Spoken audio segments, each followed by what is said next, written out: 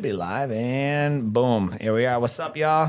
Live at the Metro Jiu-Jitsu Westland studio. I guess you could call it a studio. How's everyone doing today? Good. How are you? Doing great. So we got a couple of guests of ours. Obviously, if you've been in the gym, you know. I always forget the red dot is the camera. Is that your computer? Amanda was scrolling TikTok on her tablet the other day. Like, I didn't know what was happening. I thought. Like, she was scrolling and I just heard screaming, and I was like, that's so bizarre to consume social media on anything other than a phone. But the red dot is the camera that's live. So, yeah, look at it, whatever. Professor, we're going to go counterclockwise. Professor Muhammad, how we doing today? Doing great. Good morning, it's still morning here. Good morning, guys. Great to have these visitors and welcome to the school, you guys. Coach Jibril, how we doing, my man? I'm doing good. Good to be here. Excited for today. You guys, you just came off holiday. Yeah. Your Ramadan ended what? Saturday? Saturday was the last day. Depends who you talk to, right? Yeah. Saturday was the last day. It's all based on moon sightings. So if you saw it, you celebrated Sunday. If you didn't, you go Monday. Wait. Because Abed showed up for open mat, and I was like, "What are you doing here?" Or Sunday, Monday he showed up for open. I was like, "What are you doing here?" I was like, "Isn't it like?" He's like, "Yeah, it ended for us Saturday." So it ends on moon sighting. So our family celebrated Sunday for Eid. So Ramadan ended Saturday night because you saw the moon, and then we celebrated. What if the moon's not out? Then you just wait an extra day. And if it's cloudy, you just wait an extra day? Yeah. That's crazy. Yeah. There is a lot of like people who like do it scientifically too now. Like a lot of the current mosques are like doing it based on what the moon would be, even if it's cloudy. There's like a lot of scientifics and like way more in like research that goes into it than we know. So it's like where you just follow your local mosque. Yeah. So whatever mosque you go to, you follow what they do. So okay. All right. And then Coach Farris. It's been a minute since we've had you on. How we doing, brother? I'm doing good, Coach. How are you? I'm fantastic. So these are guys for if you're at the gym, you remember you already know who these faces are. If you're just tuning in, maybe new, whatever.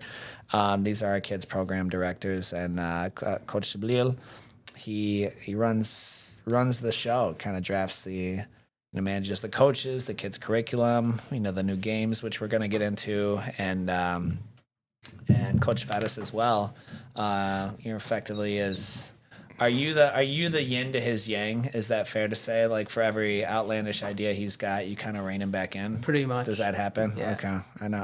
I know how that goes. That's a good dynamic we have between Muhammad and I as well, and Nancy and Amanda. It's always good. You don't want yes men. You know what I mean? You don't want people who are just like, yeah, it's a good idea, and then just saying yes, just say yes. So tell us a little bit, just briefly, about, we'll start with Jibril, and then we'll go to Coach Farris, like your background in Jiu-Jitsu, how you got started, what age you started, and your history at Metro. Yeah. So I started Jiu-Jitsu when I was 5 years old. So it's been coming on 17 years now. So I've been training pretty much my whole life. My dad started training, and he was looking for something to do martial arts wise. He did it. He jumped into it, and then we all just followed suit. He was like, "You know what? Not optional." Yeah. Well, at the time, he trained for a year before I did, and that entire year I would go with him. I was like, "Father, please let me do it." And that's when he was like, "Oh, you were like 5 years old wanting to do it with you." You said, "Please let me do it." I don't remember that. Because there wasn't a kids program at that. There wasn't. It got created for actually me and my cousins, essentially. The first class of where we started was like just a bunch of me and my cousins and a couple like other kids, but for the most part. That sounds like how many cousins? Probably 20. Say it again? Yeah, probably about 20. So you're what's it? Yeah, careful those noises, man. This will follow through. So you legit you had a class at 20. Like, it took us 2 months. We had 20 kids on the mat yesterday from Wednesday here at Westland. Yeah. That took some time to get like that, because you know how it is. You enroll people, they don't all show. So like if you got 20 on the mat, you probably got 40 enrolled. So day one, you just had you and 20 of your cousins laying havoc to each other. Were you there? Yeah. Yeah, you guys, they're cousins, by the way. So the minor detail. Who's the most dangerous cousin? Currently, Yeah. it's just between us two. I would say I'd give that to Farris because it's very unsuspecting. When people look at Farris, they don't assume he can beat them up, and then So you're an obvious threat. when people look at me, they're like, yeah, he's a big guy, you know. Yeah. They just generally expect more from a bigger person, but when you look at somebody who's smaller than you, you don't expect. You know, Coach, when he was younger, he was a little bit. He was bigger than some of his cousins. He was taller, right? I remember that. Yeah. And I remember some parents would say, they're like, you're bigger than him. You shouldn't do that. It was all about bigger. Yeah. And I'm like, I remember telling him one day, I was like, look, God created you bigger, and that's a gift, and don't shy away from it. Yeah. So in jiu-jitsu, they were saying don't use when they were roughhousing and playing around. Yeah. You'd have little guys try to poke at him and be like, well, you're bigger, you can't hit me back. I'm like, You get poked, you poke back. My mom had the same thing a little bit. There's you know what we need to, you're talking about a smaller guy, and I don't know why this is, I'm gonna have to do a voiceover of it. Did you guys see that fishing charter video that's going viral right now? No. Fishing charter? This is insane. So I we have to do I don't even know how to track it down now. We need a Jamie. We need someone to just like pull it up and lay over. I'm gonna do a voiceover of it. It's this guy, and it's got to be in Florida. It has to be in Florida. This kid starts recording, and the reason I think of Fatis is he's small. Like you can tell he's just, like it's first person. You can see his little. I'm not saying you have chicken legs. I'm saying this guy had, but he's just small, right? Like the kid's probably like $140, and just like having fun fishing. And the fishing charter captain's like, "You tell me," like, and they pull over. And he's chewing this kid out, and he boards this kid's ship. Like he literally hops off his vessel and hops on it, and the kid's like, "Please, no, I'm sorry." And I'm just thinking, like, dude, and come to find out. It's very much a felony. It's like carjacking. Like you can't board another person's vessel without permission, right? Like just like I can't just like get in your car, like breaking into somebody's house. So I'm just thinking like all of what happened in that situation. If someone really like if Fata, and I'm just thinking how sad it was because they're like, he's like, I'm just a kid. He's probably 18, 17 years old. Yeah. I remember getting mauled by someone Fatis' size. Who he was fit. He's 14 at the time, and I was like 220. Yeah, I was like a big, and I'm just thinking, man, to hear that kid like plead, please, when he had no other tools, right? Yeah. He had no other tools. I'm not saying you would have mauled him, right? Like you're on a boat, you're on the water, but like you would have had other tools other than just begging, please. Yeah. So have you guys ever had to use jiu-jitsu outside of the mats? Not that I can remember. To be honest, when I was younger, nobody really messed with me to begin with. Yeah, you gotta kind of have an attitude problem. Nobody, mess with you.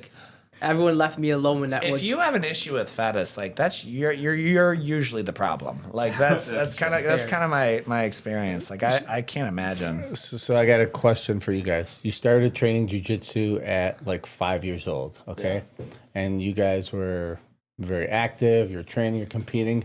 At what age after you started did it click to you guys that I have a secret weapon, or I can't be bullied, or like I have an edge over all of the kids my age and even older? Like at what age did it click and it stayed with you guys? For me, it was day one. I would say day one. Oh my goodness! No, go ahead. Sorry. When I was younger, I feel like I didn't like understand the movement as much. I was just doing it because I was told, "All right, you want to do it? Sure, let's do it." I would say you were dragged. I kind of dragged. I would say like 10, 12 years old, around there is when I realized like, okay, if anyone tried to do or say anything, like it's over. Because you've been training at that point 6 years. 6 years. Yeah, about. Yeah. Like what was it? You said it's over. Like you had something. It's I call it confidence or whatever. But what was it? If you can articulate that, you felt like I have something. It's going to stay with me, and it can't be given. I earned it. I have it, and it walks with me everywhere I go. Like for people who don't understand it, I would say the biggest thing is like knowing that you don't have to worry about where, like, you obviously always have to be aware of where you're at, but I don't have to be worried about, going into the wrong hallway at school or bumping into the wrong person. I know, like, wherever I'm at, I can take care of myself. I don't need somebody to come in and, help me. Obviously, if there's multiple people, you need people around you, but if it's just one-on-one, like, you're good. You kind of have that confidence, like, no matter what happens, I know that I can defend myself, I can take care of myself, the people around me. Yeah, it was the same for me. Like, I say day one because, like you said, I was a big kid. I was never a little. Yeah. I was never a little kid. Set it and forget. You can. I move around too much to not do this. You just like this far away, and then because anytime you touch, just so you know. Yeah. All right. For me, it was day one. Fidget spinner. We need to get you a fidget spinner to It's just nice. like. I just get to hold it, move it. Yeah. But I was a big kid growing up, and Uh-huh. I just learning how to fight kind of taught me enough that, like, wow, we're doing matches, and we did our first tournament a month in to training. I think we started jiu-jitsu, and, like, mind you, the first month was probably just like games. I remember our first class, we were doing racing, and he was just timing us, like, how fast we could run to the end of the mat. It was like a lot of just games. We competed the first month, and that was enough for me to go. I think I didn't even win. I took second, but it was enough for me to go. Like, not only do I know how to fight, there's just nobody my age who can, like, do anything if you don't know how. I think because I've been following a lot, just been watching a lot of, like, YouTube, different jiu-jitsu guys, and I think I'm hesitant to use the word, bro. You touch that mic again, bro. Like, just set it. Just set it, man. Like, talk it. It'll pick up your voice. Okay. I can turn your vocals up if you need to. Oh, okay. So only 10% of jiu-jitsu peeps even compete, right? Like, that's the number. It might be more, might be less, depends on the school. But they're always like, oh, yeah, this guy got dusted in a tournament. Like, bro, he went out there. Yeah. Like, and I think there's, like, because the competition is the only real platform to test jiu-jitsu against other people who know it, that you forget, it's easy to get jaded and realize just how helpless. Like, it's not even fair to put someone trained against someone untrained. No. It's not even fair. Like, in fact, like, you will be held to a higher standard. Like, if you actually use jiu-jitsu against someone and choke them or break them, like, you're probably facing charges, dude. Yeah. Like legitimately. Like, it doesn't matter if they started it. Like, if you break their arm and they don't have a weapon, like, you're probably you could be facing some serious charges. It's funny. I was telling this to somebody, a friend of mine, who, like, just, like, loves to do things to get their adrenaline going. It's fine. Is it too quiet? I can hear him. Can you hear I him can fine? hear him, yeah. Can you guys comment? Echo Let me a know if little you. bit. Let me know. Supposed to be close. Let me know I if was you told can. my media productions Yeah. keep it like. Like, yeah, so if you can hear Coach Jibril, I'm hearing you fine, but my headphones are up because I'm hard of hearing. I'm legitimately, like, I think I'm losing my hearing. Like, Amanda, like, I have to turn my. What do you keep your TV volume up? Like, what number? Like, maybe anywhere between 30 and 50. Wow. Okay, so you and I are the same. Like I need to. That's high. That's insane. Like, I'm like, if it's 30, I can't hear them. I need subtitles. Like if it's, I can't hear them. Yeah. Yeah. If it's so, like, right around 41, it's like a comfortable hearing. That's why. Yeah. So my stuff's up. I digress. Yeah. Like What was I saying? Muhammad asked. You asked at what point. We were talking about you could get arrested if you use so jiu-jitsu. I was saying is a lot of people don't realize, like, when you compete, it is genuinely, like, the adrenaline pump that you get, and like you genuinely feel like you were just in a fight. And for people who, like, who are looking for that adrenaline or want something that's going to make them feel something, jiu-jitsu is a great avenue for that, because we've never gotten into fights. Like, we just knew how to fight, and that was enough to stay out of it. Yeah. So, but where I got that was we competed, and, like, from the time I was 5 until the time I was 16, I competed every month. Like, I was just competing. If he could find 5 to 16. pretty much, yeah. So that's 9 years. Right, hang on. 5 to 16. We'll call it 9. No, that's 11 years. David, Times 12. in my truck, What's like 11 times 12? 121. 121. in my truck, I still, like, as we speak, I have buckets of medals. Yeah. Like, I know. Yeah. And they're from tournaments that like are either like there's a lot that are still around, tournaments that aren't around anymore. Yeah. Like we would just drive for tournaments all the time, and so I grew up with that feeling of so when people ask me, have you ever gotten into a fight? I know my answer is no, but like I got into a fight every month. I mean, know. there are you're gonna trigger some jiu-jitsu. It's not a fight. It's not a fight. It's not a literal fight, but you feel like it is. Because sure. That's more what I mean. Is like Yeah. your body feels that same feeling of like when you do, and so the more you're able to get into that control, it keeps you out of real fights. Yeah, well, like I wish we should have talked about this with Munib because he's a striker. Like everyone's like, oh, there's no rules in a street. The temperament of someone to get in a street fight. I would go on to say that the far majority of people who are getting in a physical altercation, you have lost control. Yeah. In the majority of the times, right? Or the person is a super evil person. They're trying to attack someone. They're trying to abduct a kid. They're trying to attack a woman. They're trying to, fill in the blank. And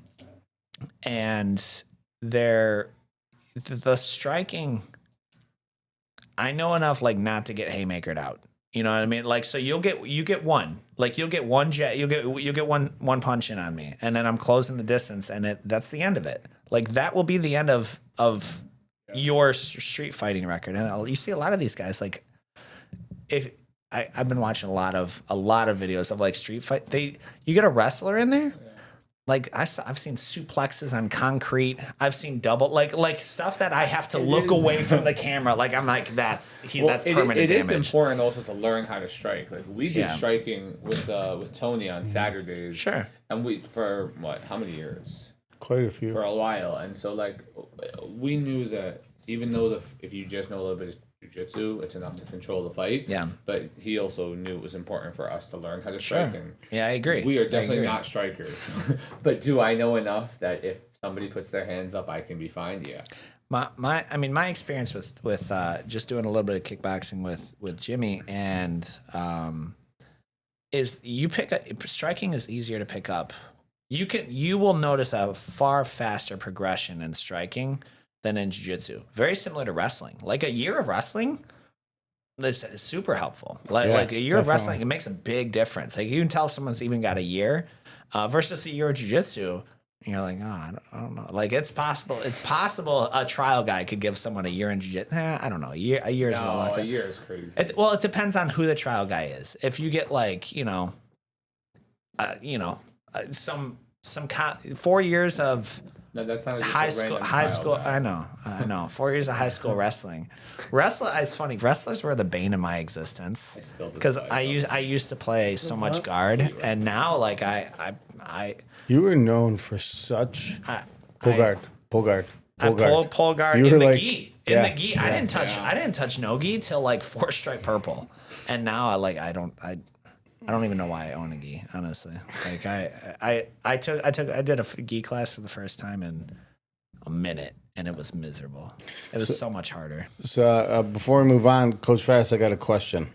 So I have some friends and relatives, and we'll be talking about jiu-jitsu, and they'll ask about you, and I'm like, excuse my, but he'll kick your ass.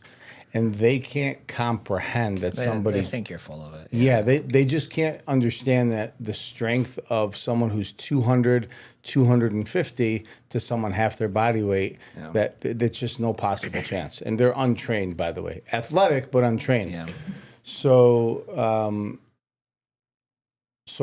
how is it that somebody your weight and your size could feel that you could defend yourself against somebody who's much bigger, much stronger, much more athletic? So, I mean, I've had this... Yeah, go ahead, Coach. Can I add a caveat to it? Go for it. Is that... Because weight matters. Is there a poundage in which you're like... I don't know. Because, you're a smaller... For you to give up 100 pounds is way different. Like me going against someone who's 300 pounds, I've got some muscle mass working from. But for you to go get, what do you weigh? 160? 150? 140. Oh yeah, that's a big. He's and cut you weigh up like 240. taco You weigh lettuce. 240? Yeah, that's a big spread. He's lean, but that's a big spread. And by the that's way- a big spread. By the way, Brazilian Jiu-Jitsu black belt. Yeah. Brazilian Yeah, Jiu-Jitsu I know, black belt. I know. Yeah, And I know. If you give, I got a scar like right here, and I got one here from Farris. Like A scar? Yes. What'd you do? What did he do? Whoever. I couldn't tell you when what we I fight did. with my dad. It's goes a little beyond jiu-jitsu. I wouldn't go answer the question. I cut you So off. Sorry. Farris, if you give him an inch, he's tapping Jibril or me all day long. So Yeah. you Oh, just, I can't. No, I can't give him anything. Yeah. And it bothers me how much strength I have to use against you. I use technique. I try to play. Well, that technique. I will use all my strength before I get subbed. Yeah. To answer the question, I've had that conversation with so many people. Like anytime they see, like when he used to drive the truck around at school and we went to the same school, he'd be like, "Oh, isn't that you on the You truck?" drove the metro truck to Right. Oh, Or- because you're on the truck. Yeah. Oh, see, this is why I didn't put my. I don't need my picture on the Or truck. when I'm wearing the hoodie, they always say, "Oh, you do jiu-jitsu?" And I'm like, "Yeah." They're like, "Oh, I'll beat you." And I'm like, "I'll just give him the address." I'm like, "Look, if you think that, then here you go. Here's the address. Come in. We'll do free trial. We'll figure that out ourselves." You're right. You're right. Is the answer. You're right. You'll beat me. Like that's the answer. What do I have to prove to you? And to the random Joe, you know, oh my gosh, every now and then I get two responses driving the truck. I'll get a lot of people roll down their windows. Like when you're driving the truck, like you just have to. That's why Amanda won't drive it, dude. Like she rolls the windows up. She won't answer. She's not like I'll set an appointment on 96. I don't care. I've set trials driving down Cherry Hill. This lady rolled her window down, and we're driving next to each other. Thursday's good. Yeah. She's like, "Do you guys take 3-year-olds?" I'm like, "Yes." And she's like, "What days?" I'm like, "Mondays and Wednesdays." And Please tell me you're driving. It's we're even both better. moving, yeah.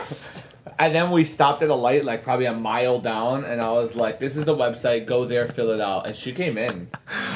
Oh my gosh, So you get a lot of people that are like, I'll bet you don't get a lot of road rage incidents, and I'm like, I don't drive in a way to generate road rage. I drive like a grandfather, dude. Like I'm in the right lane on the freeway. Like I don't, Me too. Yeah, Same. well, partially because my engine's about to blow. So what are to get into the kids games? I noticed the comm team, the kids comm team. They've been having a lot more fun lately. Like whenever I'm coaching fundamentals or looking across the mat, it's like there's just a lot more laughing than I remember in times past. So tell me about your new approach or kind of what you're playing with them. This coffee's awful, by the way. I'm gonna put that on. Yeah. It's honestly the approach is still very similar. We believe that when you got to train super hard, so these kids work very hard for big tournaments. Yeah. But like one of the other coaches asked me the same thing. They're like, "Man, the kids have been like a little bit more talkative." Mm-hmm. And so the biggest thing is most of the kids on the comp team, I'd say probably maybe a third of them, is they've been training with us for 5-6 years now.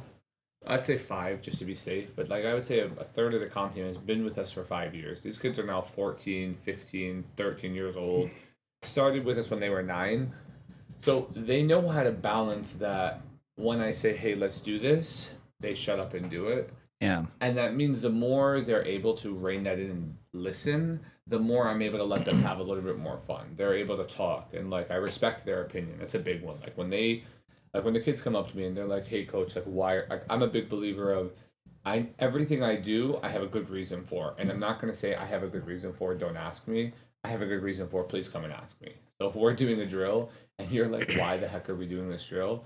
I encourage the kids to literally say, "Coach, why are we doing this?" And I'll tell them. And so when you build that relationship with the kids they know what they're doing, why they're doing it, they get more comfortable with us. We travel with these kids. Like most of these kids, we travel 3, 4, 5 times a year, and not just locally, like flying or in the same hotels. Yeah, you guys are going to Chicago tonight, right? Yeah, we're driving out to Chicago tonight. We fly out to Atlanta. So like when you spend a lot of time with these kids, you get close with them and the families. So when we're on the mats, these kids are able to have fun. And then when I'm like, "All right, start," it's like they're able to be silent. And so when you're able to have that balance, it's funny because Coach Bruno talks about it a lot with us when we're out there. He's like, listen, my coaches always tells me you're stupid for being friends with your students. You can't be friends with your students. And I kind of follow like that idea of like you can enjoy and be close with your students. You can have a friendly relationship as long as there's still that respect. Sure. And so the kids get to play games. The kids get to do more things, but that all comes from them being, there's a level of foundation of respect. There's a level of, they understand who we are. They understand what we're doing, and it just makes it so much easier. I don't know. So at the end of it, at the end of every class, I noticed that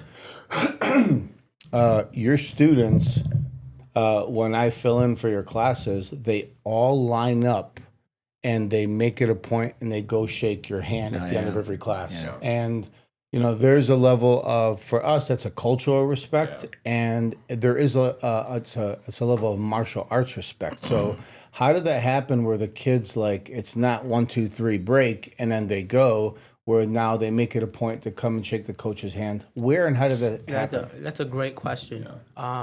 Like you said, it's a cultural thing too. Like, we've grown up doing it. Like, if my dad came in the house and I didn't shake his hand, he'd be like, "What's going on?" Same thing when everybody. In your house? Yeah, like when your dad gets home, you shake his hand. Shake his hand, give him a hug. You know, you have to shake his hand.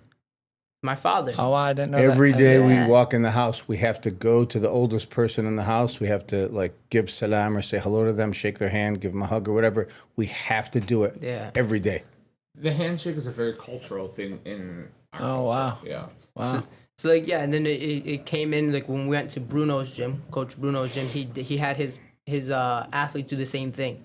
They all line up by rank, and you go down the line, shake everyone's hand, but you go to the coach after and before class, shake their hand as a respect. I know. Yeah, on the mat, you got, like, if you're, you step on. Yeah. I respect that. Yeah. I love that, and I just think that really makes it brings people together. Yeah, I think it also, like, a big reason why it is a part of our culture as well, as like they were saying, is like it shows respect to those who came before. Yeah. So we have our coaches, and it's respect. Like, you'll notice, like, I don't ever get on the mat and train without coming and saying, like, hi to you guys, or like coming up to you guys, shaking your hand. Like, yeah, that's a hey, jiu-jitsu thing. That's a jiu-jitsu thing. Yeah, so that's like a cultural thing. That's more than just like Arabic culture. That's like a cultural thing you see in a lot of cultures, because it's just a respect thing about, like, you give respect to the people who came before you. And so we wanted to, like, when we saw that at Coach Broom's, like, that's a part of our culture as well. So we said, we implement it now, and now you'll see, like, the kids have actually gone above and beyond. Let's say you guys are on the mat right after class, they'll probably come and grab you too. What do you think about? Yeah, they've done that to me. Yeah. What do you think about some of the cultic stuff of jiu-jitsu, asking permission to be led on the mat? That old school one. What do you think? What do you think about that? So I know I differ from a lot of people. They think like jiu-jitsu. I don't mind if some people want to hold on to tradition.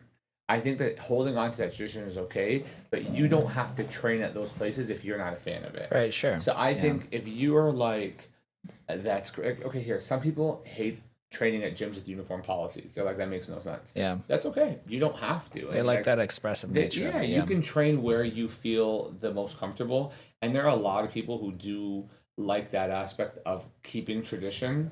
So I think, do I think it's a little like, would I do it at my gym? No, we don't. Right? You can come on the mat without waiting for me to tell you come on the mat. Yeah. But do I think that there isn't, like, I think it is a good thing in essence of it's good to hold on to tradition.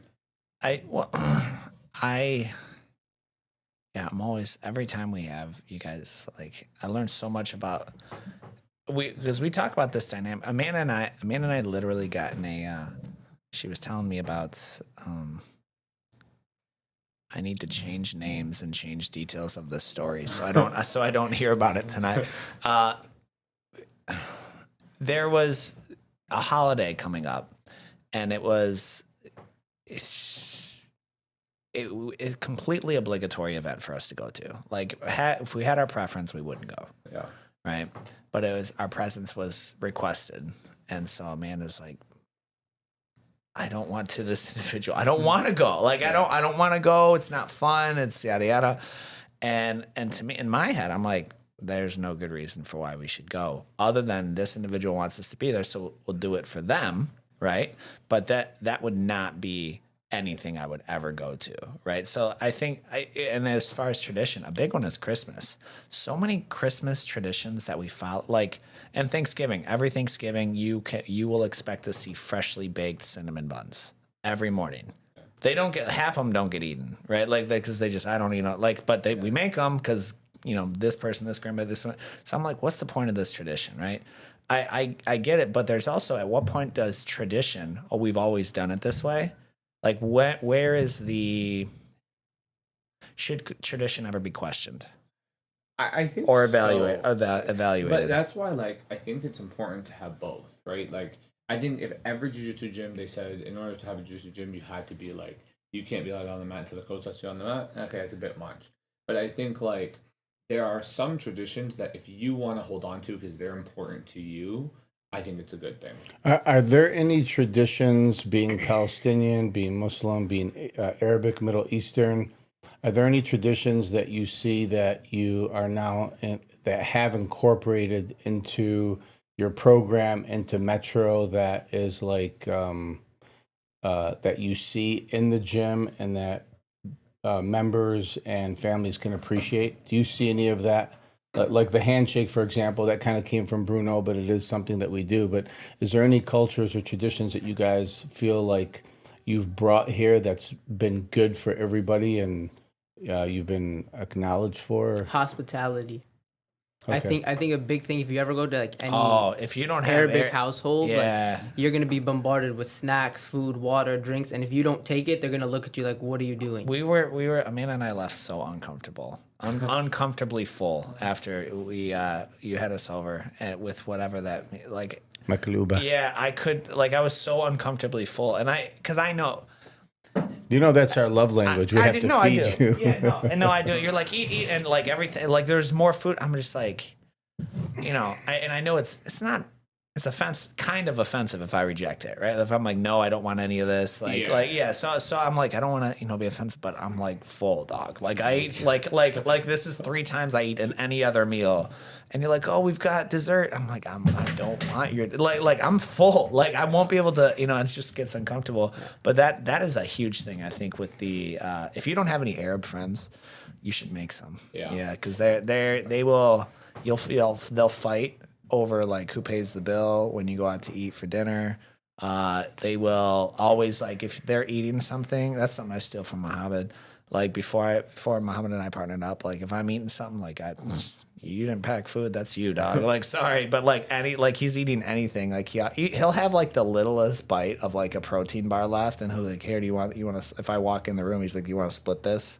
I'm like, no, like I don't want your morsel of a protein bar. Thank you, thank you though. But it's like, it's just customary, eating chips, eating whatever, and that's just something that I didn't come up with. Like, if this is my food, it's my food. Hospitality, I think, is a very big one. It's a very big one. There's a culture, like we joke about, but like you'll still see it, is like, let's say you told me, hey Jibril, this shirt's very nice. It is very nice. Okay. There are times where I'll take it off my back and give it to you. Like I've done that for family members. Is it like to keep? It's yours. That's ridiculous. Like, that's in Arabic it's called mkaddama. Yeah, that's ridiculous. And it's just the concept of like, we're very much like what's mine is yours. Like here, like we just want you to always to feel welcome. So if I go up to enough Arabs and say, hey sir, that's a very nice Audi you have. Like if I do that 200 times, is one just gonna give me the keys? I bet you. Yeah. 200. You're running into somebody. That's a very nice gym. You're running 200. I bet you that would happen. Somebody who has a spare one and says here. But it's funny. I went to go back. There you go, guys. Like there's value out of this. You want a free Audi? Go up to 200 different Arabs and say, I love your Audi. It's a very nice Audi. I take the keys. Yeah. One thing, like I wanted to even go back to about like questioning tradition. One thing that I think that we did as a family is in jiu-jitsu, traditionally you bow a lot. You bow to get on the mat, you bow to get off the mat. Like in old jiu-jitsu gyms, you bow when the coach comes in. Yeah. So religiously, we don't bow to people, and we don't bow to things. So my kids just learned about the story of Shadrach, Meshach, and Abednego. And yeah, bowing because some culture they don't just have you bow to the mat, they have you bow to Helios. Like you literally like you all bow into in a picture of a dead dude respectfully on the wall, and I'm like I you know, because Shadrach, Meshach, and Abednego wouldn't bow to Nebuchadnezzar's idol. Yeah. They literally threw them in the furnace. Yeah. They survived, and then, you know, that's the miracle. But like we have the same story in Islam. It's about like Prophet Abraham, Prophet Isaac, and so when you see this stuff, it's like for us, it's very important to say we don't bow to people. Right. That's a very firm line. So when I go to jiu-jitsu gyms, like when we do drop-ins where they bow, I don't. And so it's not a form of respect, but like there's a lot of conversations of they're not bowing to the person. Like in some cultures, the bow is the same way we look at a handshake. Have you ever had a no, I get that. Like in Eastern culture very much, you know. And so that's okay because but we just view things differently. And so that's where like, okay, I'll take tradition, we question it, and we say if it works for you, that's good. It doesn't work for us, so we're gonna change it here. Has it ever become an issue? Because again, I every now and then like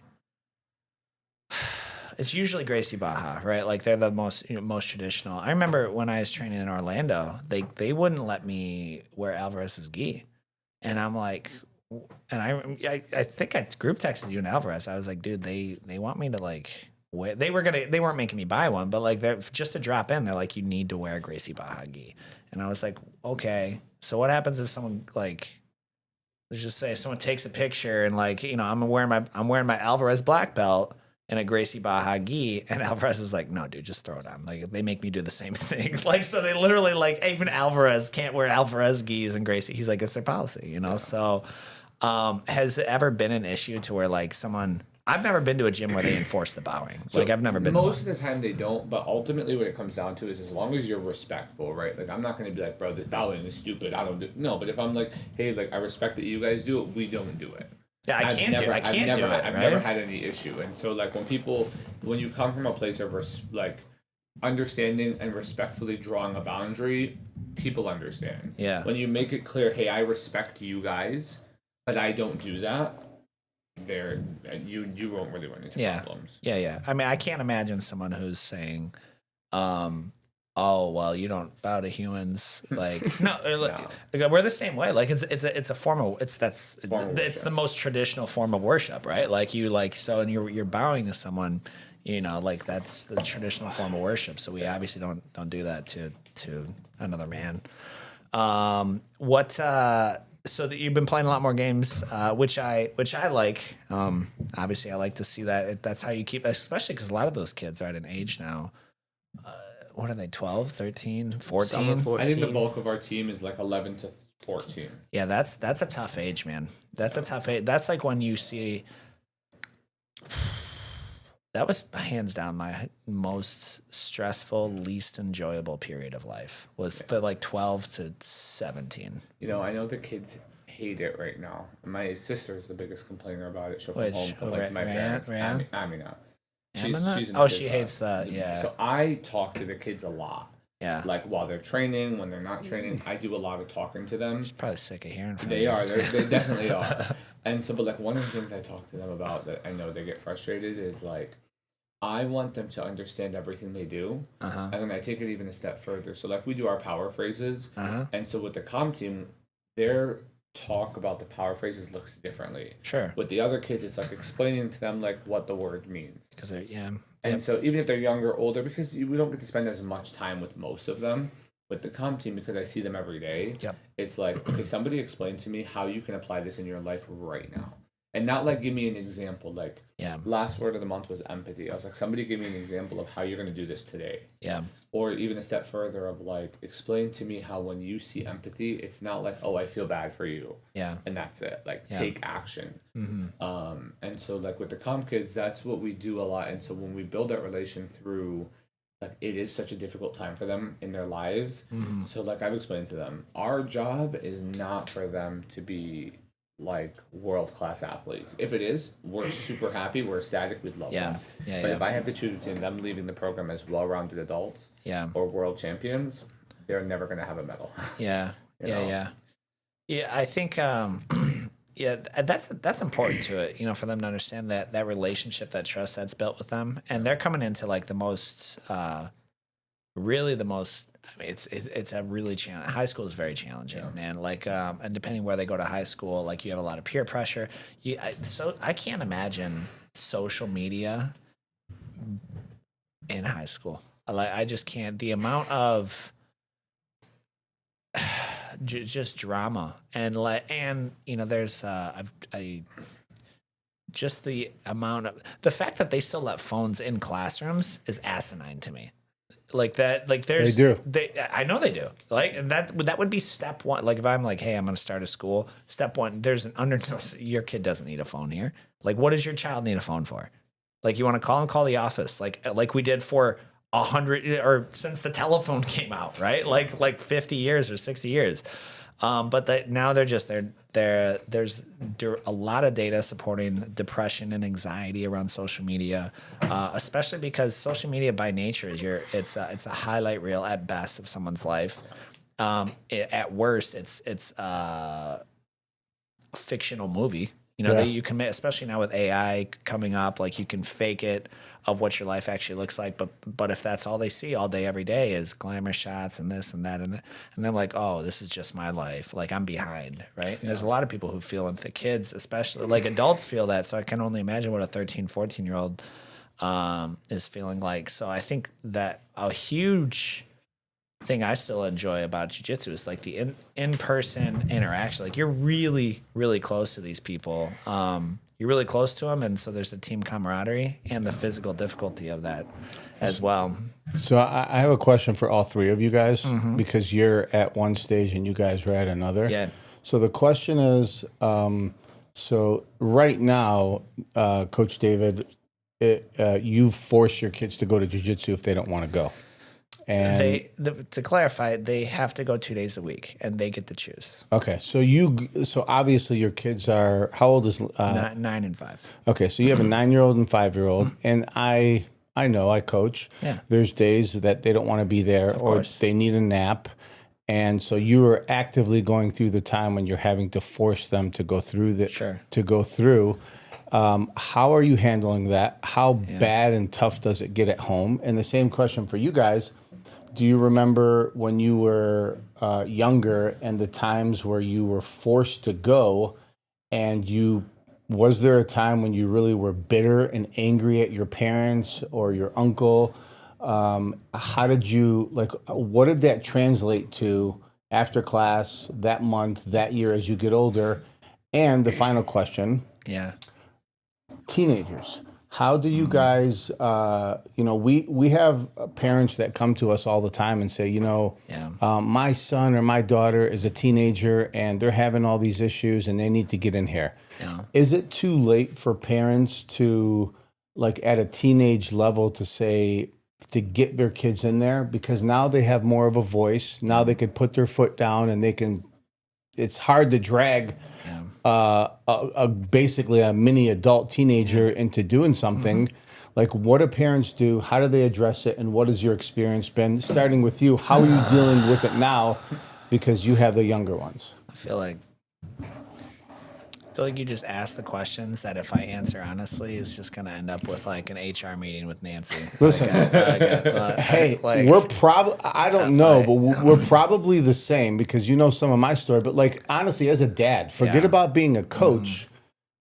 Kids are crying. You're not the only one that has children that are like, I don't want to go. I don't feel like it. Or you're busy, or you got stuff going on at home. Yeah. Like, as a dad, forget about being a coach. So there was a couple questions. I mean, how we handle it, if I'm being fully honest. For yourself. Amanda carries the lion's share of domestic responsibilities. But it's really, it's just not, it's just that they have, this is one of many things that they of expectations that they have. Every day they have a chore list and things that they do. Now I'm unique in that I pay my kids for their chores. And I know different people, they disagree. Oh, it's just part of being a contributing part of the family. My thought is, it's actually, that's saving me money, because as opposed to like, every store we go to, I want this snack, I want this toy, I want this. I was like, well, listen, if rather than feeling dad guilt or mom guilt for not buying you that plastic shit, how about you use your own money? Oh, you didn't earn money this month because you didn't do your chores? That's a you problem, So this jiu-jitsu is just one of the many things that we expect of them. They can choose their days. They hate the gi. And so that leaves them that leaves them 2 days a week to train. If you want to squawk about you don't want to go Tuesday, that's your choice, right? To work it out with mom. But guess what? Now you get to come on Wednesday, and it's summertime, and you're wearing a gi. So figure it out. Like you have, and they can make the decisions, right? And Landon is, he's a follower, unfortunately, at the moment. Like he wants to do everything. He's got an older sister. Yeah. He wants to do everything his sister does, and to the point of like he was putting we're at the zoo, and she put a flower in her ear. He's like, I want one. I was like, no, you don't. Like, no. I was like, no, trust me. No. I was like, do you see Daddy wearing a flower in his ear? No, you don't. And so he's just a follower. So Scarlett squawks the most. But are you saying that just for our viewers? Yeah. And this is educational, like giving advice. Are you saying that opinion? Yeah, it's an opinion. A man, you're kind of like leaving this to your wife to do this? No, I'm saying, well, I'm in a lot of. Yeah, we have a very to your point about tradition. We have a very traditional household. So I in that, I do the majority. Actually, at the moment, I don't want to say Amanda doesn't do anything to earn the money, because she very much has a responsibility here at Metro, but I make the money, and I'm the head of the household. We make decisions together of how we want our household to run and what we want that to look like. And there was a time, like Amanda's a lot of people don't realize she's a registered nurse. Like she had a big girl job. She hated it. She very much would rather be a stay-at-home mom. And so I retired her a few years back to go. I retired her from her day job to work 24/7, for the family. And so I tell her, I was like, hey, I want him training 2 days a week. And by the way, just for the record, she's not happy about the new schedule at all. Like she's pissed about it. Like she's like, great. So now there's this weird time frame of because we took away the 5 o'clock, because attendance is lower in the summer. So now it's like, she's equally as it's annoying to her. Right. And I was like, what do you want me to do? You want me to change the schedule and accommodate 400 other families, around your, figure it out. I'm kind of talking tongue in cheek. And I was like, babe, I'm sorry. This just makes the most sense versus, So we face all of those same issues. And this is an important note. It used to be 3 days a week. She used to have to train. The kids used to have to train 3 days a week. And Amanda and the kids, they were like, it's just a lot. Can we please do 2?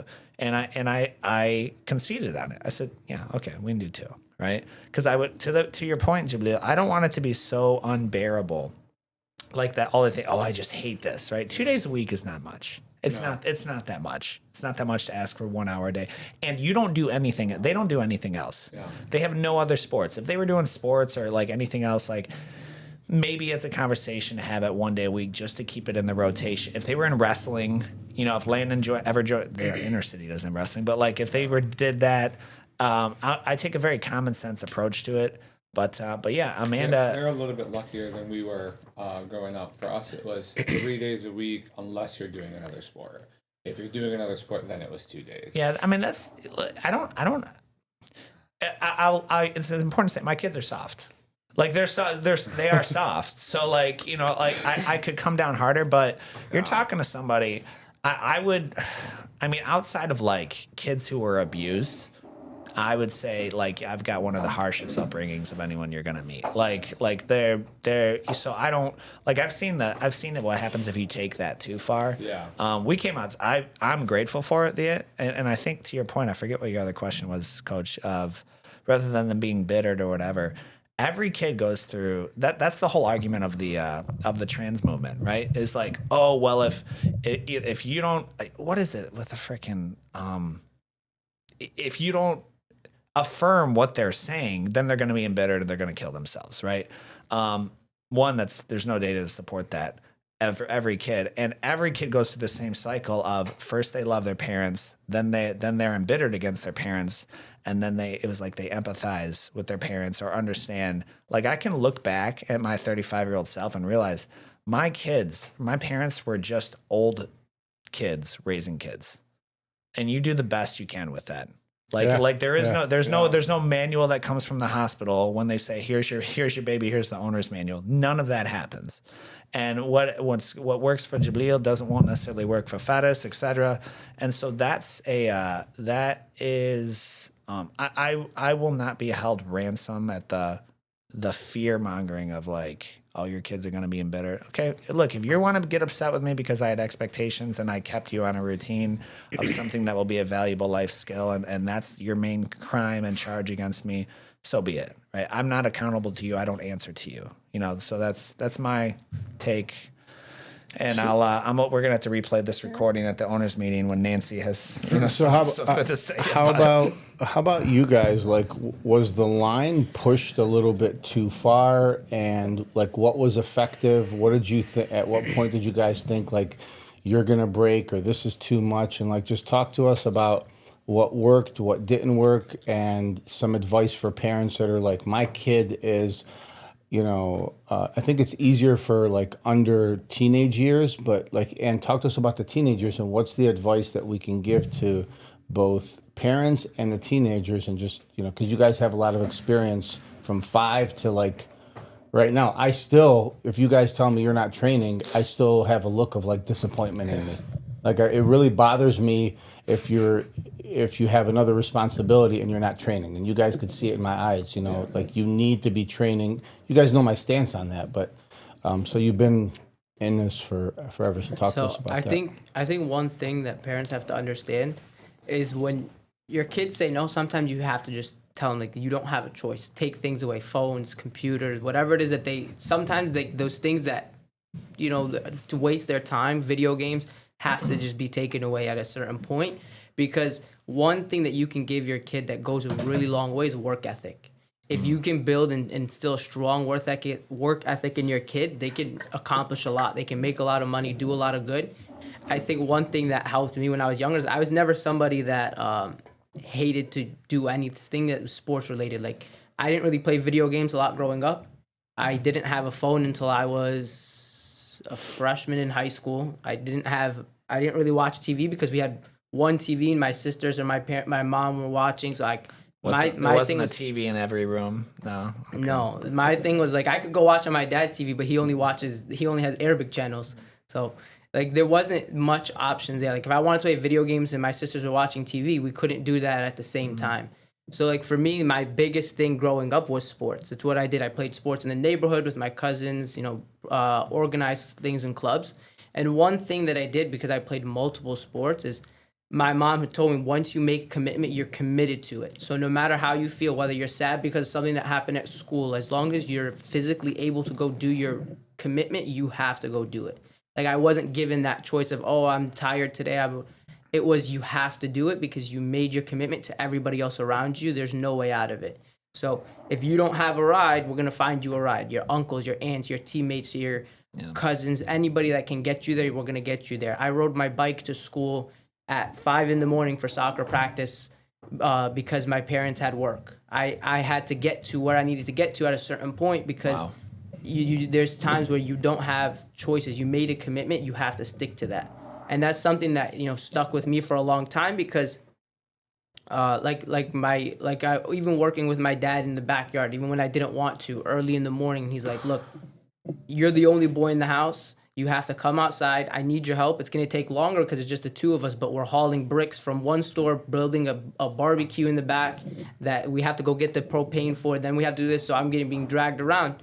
But I really do appreciate the way that I was raised because of it. In my teenage years, it was hard. Because like you said, there's more attitude, there's more back talk. Because when you're younger, you're kind of looking at your parents like, I can't say no. Then once you get older, you kind of have that back and forth, but you still know that you're arguing for no reason because you still have to do it regardless. You're just doing it to kind of vent. So what advice would you give to parents?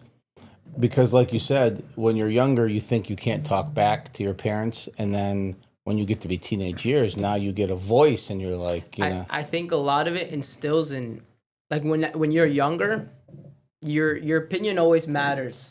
But when you're a kid, you're not thinking about what affects you in the long term. You're always thinking about, okay, I just want this toy. But if I say yes every time to this toy, they're going to keep asking. When they don't get it, they're expecting something. So, like, one thing that my parents did growing up is my mom and dad, like, I had to do something to get something back. Like, I didn't get an allowance or anything. But if I wanted to sleep over at my uncle's house, it doesn't even have to be something money worth. I have to, like, I can't just say, all right, I want to sleep over. I have to have done something, at least, good grades, or, help with yard work, help around the house, at least go to my sports without complaining, something small. Like, I remember when we were younger and we were at Lincoln Park GNC, and it was right next to a GameStop. And we're like, oh, can we go get a game? And then you told us, after you do 60 push-ups, 60 burpees, 60 squats, you guys can go get a game. And we did that, and then we got our game. It's something that you have to let them know. Like, you don't just get something because you ask for it. You have to work for it. I think a good saying that Coach Bruno had mentioned the last time he was here is, everybody wants to be regular. Everyone wants to be regular, but achieve something that only somebody that does something extraordinary can do. Regular kids don't get extraordinary results, so you have to do something more. And I think sports is one of the best ways to build a work ethic when you're young, because you have so many people relying on you. You have so many people that need you there to help. And I think that, learning from a young age that a commitment is a commitment. You don't have a choice, and not just learning it, but seeing my parents live through it. It wasn't just them telling me, okay, you have to do something. They were also committing to doing what they committed to do. I think that's another thing is, I'm not saying all parents have to train. I think you should. You don't have to train, but if you want your kids to see the benefits and you should do it too. Especially if you see the benefits in it yourself, why wouldn't you put yourself in that same position? I think instilling a strong work ethic in younger kids at an earlier age is going to help in the teenage years. Because, I never really complained about having to go to sports. Like I said, soccer, jiu-jitsu, basketball, football. I've done tennis. I've done a bunch of different sports, and I can't recall ever complaining. Maybe I did and I just don't remember it. I'm sure there was times where I was. Sure you did. I'm sure you had that look on your face like, I don't want to go. Yeah. I seen that mopey face in the back seat with your cousin here. Yeah. I did the bulk of our complaining for us. I did the bulk of our complaining for us. I agree a lot with what Farris said, and I tell parents all the time, I was the kid who you guys see crying on the mat side, not wanting to come in. That was me. Like, I was the kid who people were like, why is he really he trains every day at this point? Like, eventually he's going to learn, right? And I never learned for years. And there would be times where I loved jiu-jitsu and times where I hated it. And I loved it and I hated it. And one thing about jiu-jitsu that I think, it's like kind of like he said, I'm a big believer in I don't like the saying, do as I say, not as I do. I actually hate that saying so much. So like when the kids ask me, they do all the time. Whenever I give them a drill, they go, have you ever done this? Yes. Like, yeah. And so like right now I'm a little injured, but like when we were healthy, we would run through some of the comp stuff on the weekend so that if the kids asked us, have we done this? Yeah, we did it. Literally, we did it on Sunday. Like we did it on Sunday, like don't ask us if we've done it ask us because I'll tell you we did. Mm-hmm. And I never could say you don't know what it's like because he knew what it was like. Sure. I could never say you don't know how hard jiu-jitsu. I could to my mom, but then she would defer me to my dad, and he would say what, and I'd be like, yeah. But one thing is like our house was like yours, very traditional in the sense of my mom was in charge of making sure I drove. My dad said this is important. My mom said, okay, khalas. He says this is very important. She was on board with the importance of jiu-jitsu. What is khalas? Khalas is like just okay, like it's just done. That's it. That's it. Like that's it. Like it's end of story, So my mom would be like, this is something that he values and is important. And my mom saw the benefits of, so she drove us there. Yeah. And even to add on to like Farris was saying, we were never very, very few periods of our life where we single sport athletes. We were like the most we did at one time was 3, I think. Like some days we would leave school, which is per child. Yeah. Like that's I think There was never a time where there was like 3 or 4 multi-sport athletes because a lot of them were young. Oh, I see. Okay. So like when we there was a time where we would leave private school and then go to soccer and then go to jiu-jitsu and then go to basketball. That's And that was our routine for like a while. And it worked out because we had the same coach for all the sports.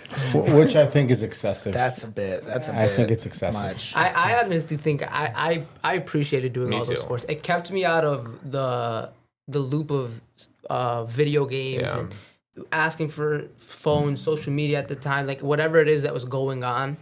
It kept me away from any of that. Yeah. Like it kept me away from just staying out, doing whatever the kids were doing, getting into fights, roughhousing. Like it gave me something to do, and it always. And there's no sport we busy. can't play. That's one thing that's a benefit of like we've played from literally from tennis to football, everything to jiu-jitsu, like everything across the board we've done. And so Does jiu-jitsu helped you in all sports? jiu-jitsu I think gives you a lot of confidence, and the confidence to say what is the worst thing that can happen in most sports? I lose. Cool. Yeah. The worst thing Yeah. that happens in Yeah. jiu-jitsu Yeah. is Yeah. I get put unconscious or I break an arm. Yeah. You know? So like take things to the extreme in most sports it's not that bad, but we are very competitive people. So like if you see on our cousins or when we play sports together, we used to get into fights a lot, like arguments, because we were very competitive with each other. But like it would transfer to every sport, and jiu-jitsu was like just the foundation of us. You know, as I was in my early teens and 20s, one thing that really frustrated me, was we would be playing like football, basketball, or any like group sports, say neighborhood sports, or even in leagues. Yeah. And things would escalate. The competitiveness would escalate, and a fight would happen. Yeah. And things would escalate. You got in a lot of fights growing up, dude. Well- like you got you got way more than I ever did. I did, but like in these group sports, things would escalate. A fight would break out, and then the game's over. Yeah. Yeah. And yeah, you know, when you're competing in sports, things keep escalating,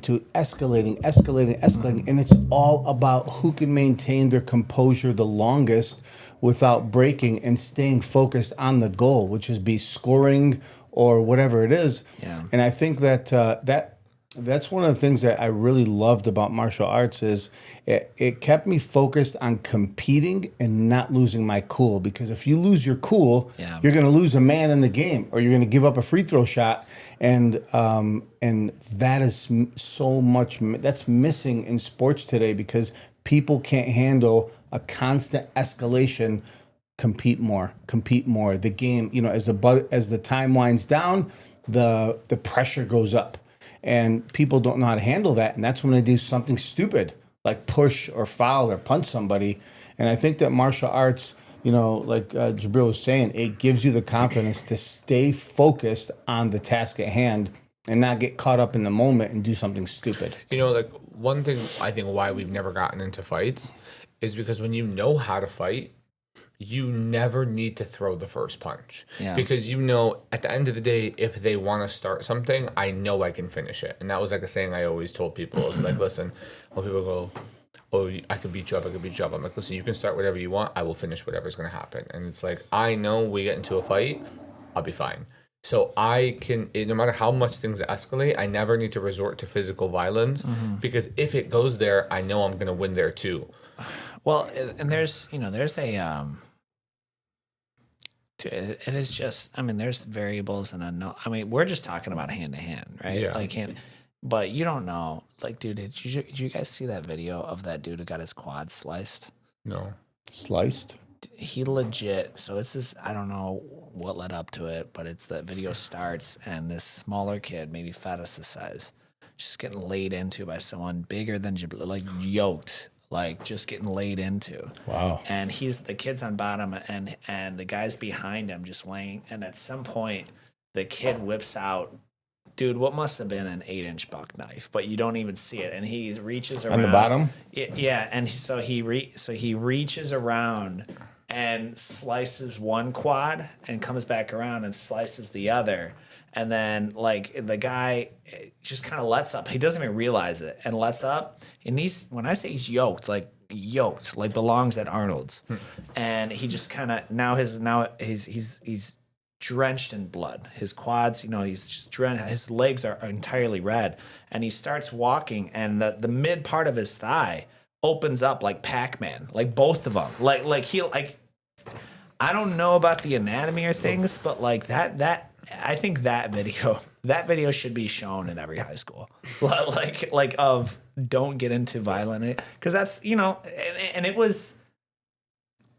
it's so quick slash, and now the dude's and I don't even know like what happens from there.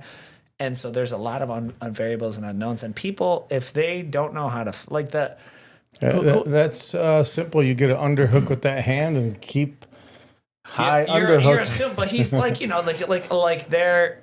He did. There was no presence of a knife, so it went from what he thought was an unarmed individual to now you're sliced up in like 2 seconds. And we were always taught, don't do nothing stupid in public because you don't know who's gonna have a gun on them. There you go. Yeah, and I think the rules of that video I shared the other day, like again, these two kids start squaring off. As soon as they make contact, 4 people run into sucker punch the other boy. Like 4 of them. The days of the noble like duel are over. Like in my opinion, because if there's multiple people or whatever, like they're over. Like there is no. I wish that they would bring back. There used to be a challenge, like a sanction. I think it's still. They have that in like Texas, and I think a couple states. Of course they do. Yeah, but Jibril, I'm like screw you. Okay, hey, 911. Yeah, we have a sanction. We need you to come sanction a duel. And Jibril and I can fight, literally street fight. You can hand-to-hand combat. And the cop can oversee it,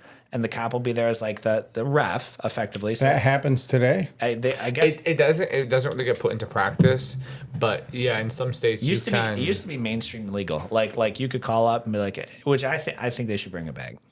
I really think they should bring it back because, listen, dude, like if you really got an issue like that, like I'll call up the sheriff and they'll be here in 20 minutes and we can handle it that way. Because now, like someone gets bodied or beat up. One, people there's no one to stop it, so people get really badly damaged. But 2, now there's criminal charges that follow over what? Just a little a scrabble? No, a scrap. Like that's not. I think that's a bit much. But before you segue, you guys are in college now. Yeah. Both are in college. What's the next phases for you guys? And that was my next question. Yeah. So how? So you guys have 15 plus years of Brazilian Jiu-Jitsu training and coaching. How today do you consciously know you're using the last 15 years of training to go into the next phases? And what is it that you guys are doing to get you through? Because you get older. Expenses, school, timelines, deadlines. What have you? Where are you going, and what are you using right now that you're kind of tapping into your Brazilian Jiu-Jitsu training or discipline or whatever to take you into this next phase, and give you the confidence that you have that you can survive in a street fight and survive as going into like the next phase of your life? I'd say that one of them is, getting ready to graduate soon. I'd say in college, you do, at least in engineering, you do a lot of presentations. So I think one thing that helped, and I guess it's related to jiu-jitsu because it comes from coaching, but it's public speaking, is gotten a lot better at public speaking, just in general. So like giving presentations, it became a lot easier. Knowing that like I've done this a bunch of times at promotions for my black belt ceremony. I did it for my brown belt. I did it whenever I'm giving announcements for the comp team, podcasts like this. It became a lot easier.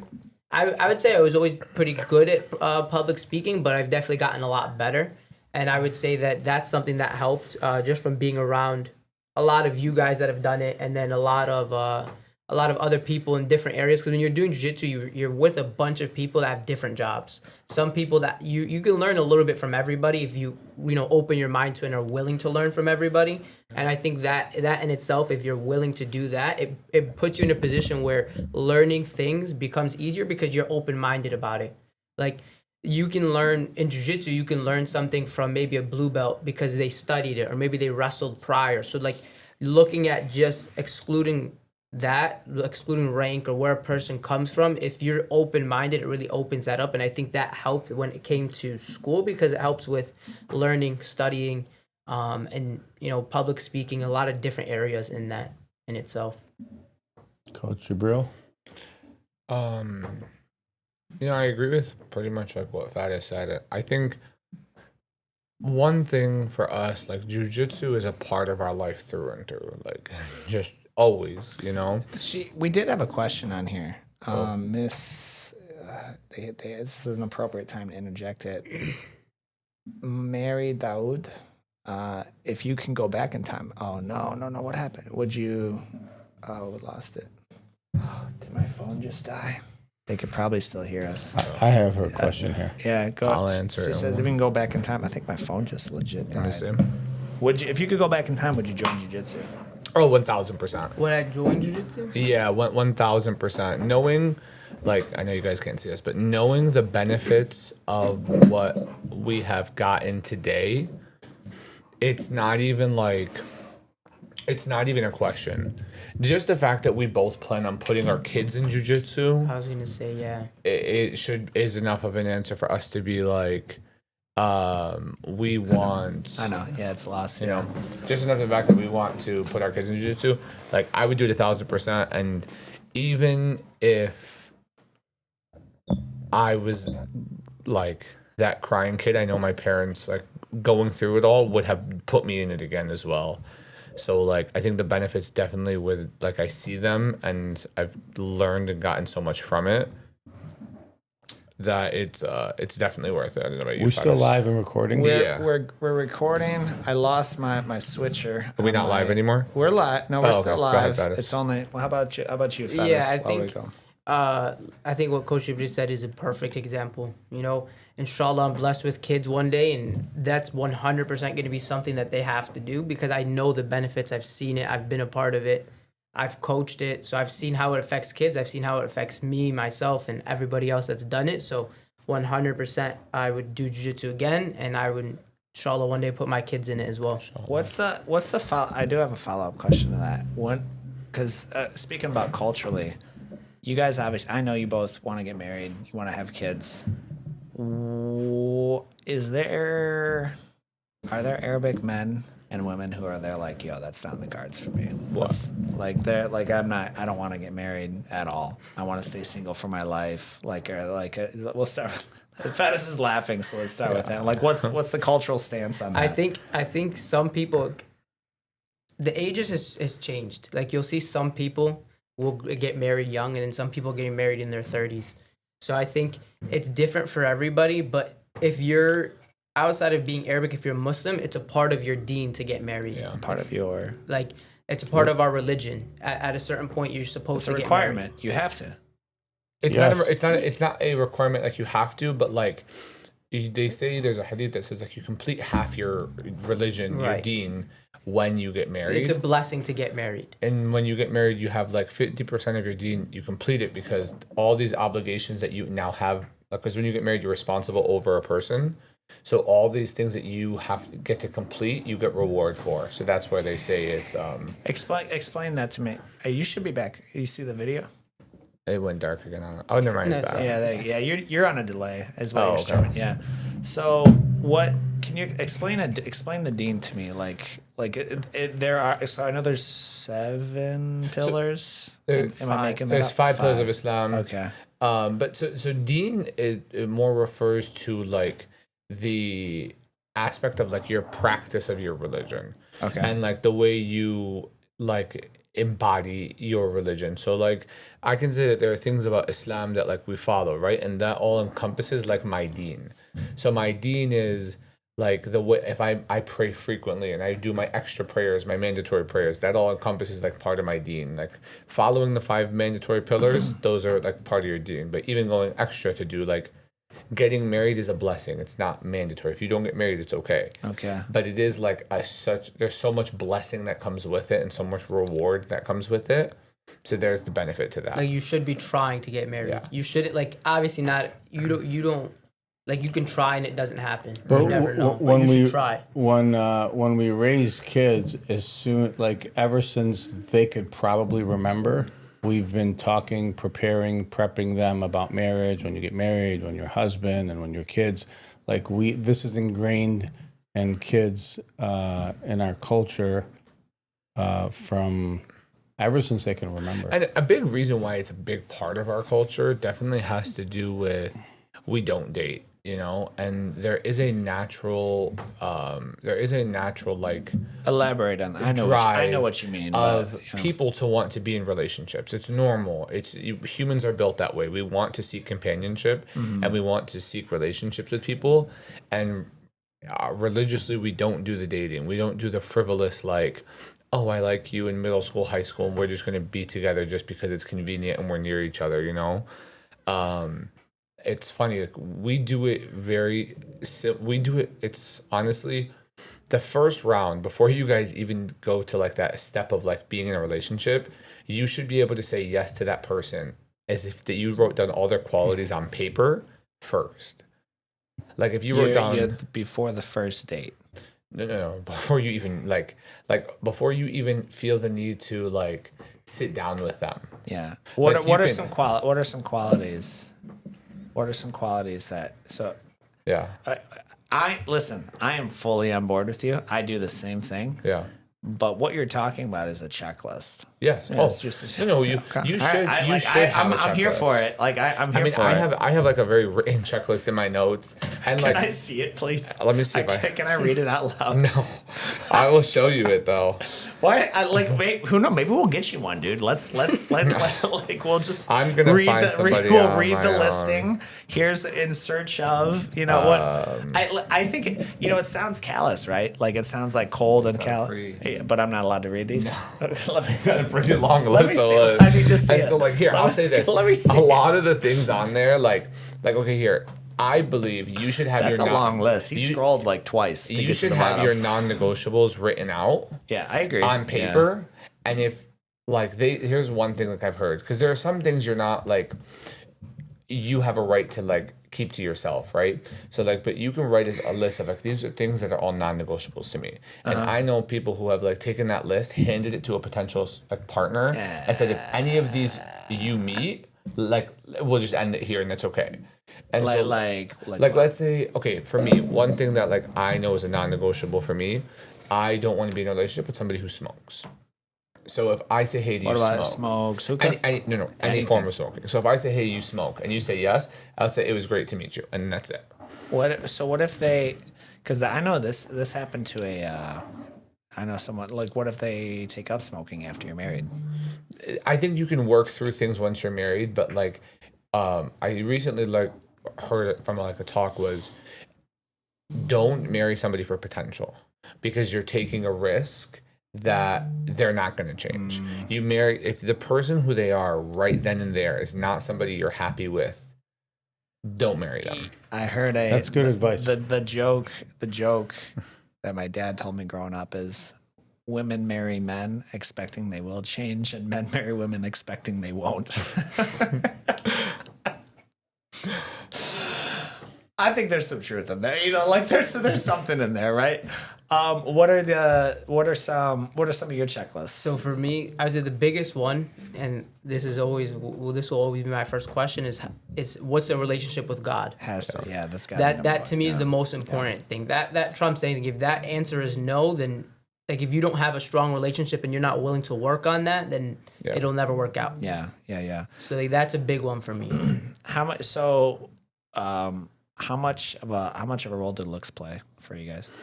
Oh, a lot. Yeah, like we are. Fattest is no hesitation. She's like, "What do you mean?" Like, of course, like no, the looks play a big you are portion. encouraged. You're not like you're encouraged to find somebody who you are attracted to.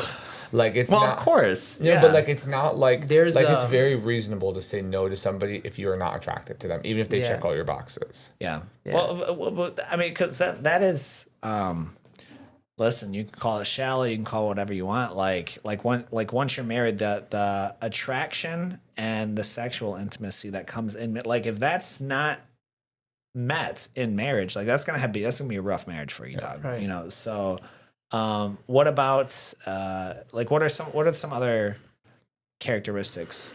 Is it Like, okay, here's a characteristic that's important to me, and this is not like a characteristic that everybody needs to have, but ambition, right? And so, like, I want to for the woman? and so ambition, I think, can look differently. Like, I don't want somebody who is going to necessarily say, like, to me, it's not a mandatory requirement that you're going to go be like a super huge entrepreneur and you want to do all this, right? Yeah. But ambition could be somebody who's like, if you're content with where you are, always. That doesn't work for me because I'm the type of person who I continuously want to grow. You know, so if somebody's like, "Hey, I'm not comfortable with where I'm at. I like to grow. I like to improve myself." That's a characteristic where like I'm looking for. You know, ambition. What practically would that look like? Knowing that you're very much the same as you guys are very much the same as me. As I would assume that. Well, I guess that's a poor assumption, but I would assume that they're going to be the breadwinner, and eventually, once kids come along, then your wife will stay home. So, what does ambition look like for a stay-at-home wife or mother? For me, it looks a lot like, okay, somebody who is actively saying, "How can I improve myself within the home?"